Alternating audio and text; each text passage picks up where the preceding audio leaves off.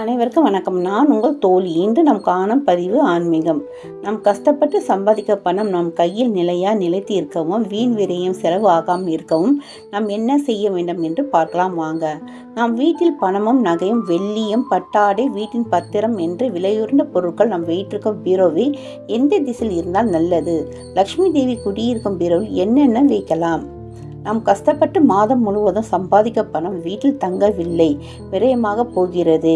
பணம் வந்ததும் தெரியாமல் எல்லாம் செலவாகிவிட்டதே என்று நாம் வருத்தப்படுவோம். அதற்கு நாம் இந்த லக்ஷ்மி தேவி குடியிருக்கும் பீரோவை நாம் எப்படி பராமரிக்க வேண்டும் என்று பார்ப்போம்.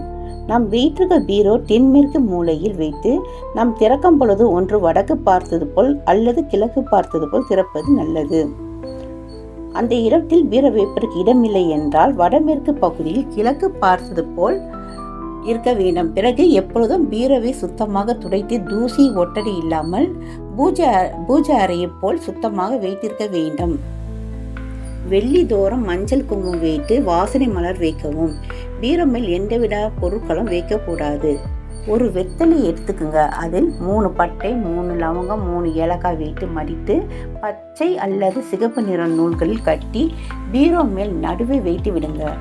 முதல் முறை வைக்கும் பொழுது வெள்ளிக்கிழமை பார்த்து காலையில் சுக்கிர ஓரில் வைத்து விடுங்க.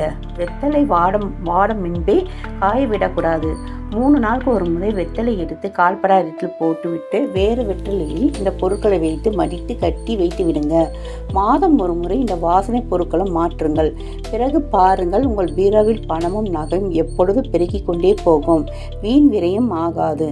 நம்பிக்கையுடன் செய்யுங்கள், வெற்றி நிச்சயம். நன்றி.